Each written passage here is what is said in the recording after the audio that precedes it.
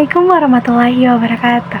Halo teman-teman semua, di sini saya akan menjelaskan seberapa pentingnya informed consent dan informed choice. Nah, yang pertama itu ada informed consent. Sebelumnya di sini saya akan menjelaskan dari pengertian informed consent terlebih dahulu, oke?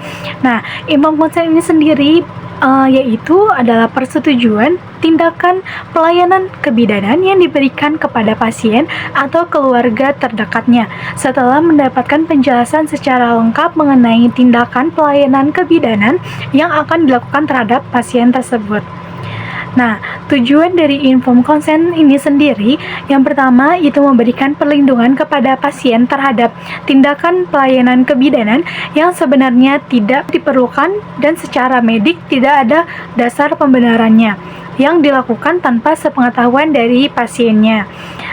Nah, selanjutnya yang kedua, memberi perlindungan hukum kepada kebidanan terhadap suatu kegagalan dan bersifat negatif karena prosedur medik modern bukan tanpa resiko dan pada setiap tindakan medik ada melekat suatu resiko.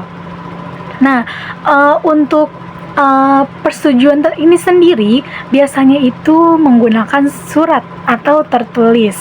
Nah, biasanya itu ada surat khusus seperti itu yang berisikan biodata dan menyatakan apakah setuju atau tidak dalam pemberian pelayanan kebidanan kepada pasien tersebut, seperti itu.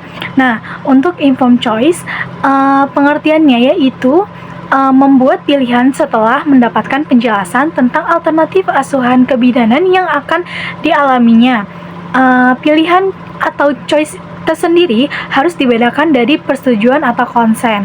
Nah, persetujuan pentingnya dari sudut pandang bidan karena itu berkaitan dengan aspek hukum yang memberikan otoritas untuk semua prosedur yang dilakukan oleh bidan.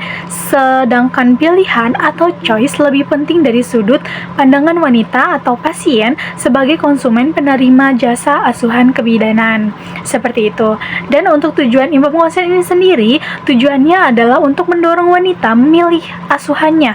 Peran bidan tidak hanya membuat asuhan dalam manajemen asuhan kebidanan, tetapi juga menjamin bahwa hak wanita untuk memilih asuhan yang diinginkan dapat terpenuhi. Hal ini sejalan dengan Kode Etik Internasional Bidan yang dinyatakan oleh ICM 1993 bahwa bidan harus menghormati hak wanita setelah mendapatkan penjelasan dan mendorong wanita untuk menerima tanggung jawab untuk hasil dan dari pilihannya.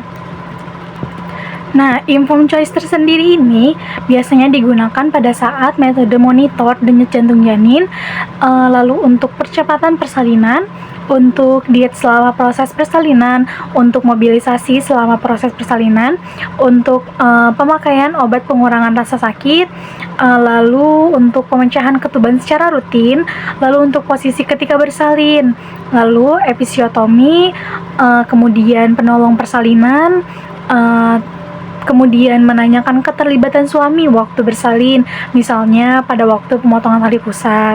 Jadi suaminya ikut terlibat dalam pemotongan tali pusat tersebut atau tidak, seperti itu. Atau mungkin dengan untuk cara pemberian minuman bayinya, lalu kemudian untuk metode pengontrolan kesuburan, seperti itu teman-teman. Nah, mungkin itu saja video dari saya. Kurang lebihnya saya mohon maaf. Wassalamualaikum warahmatullahi wabarakatuh.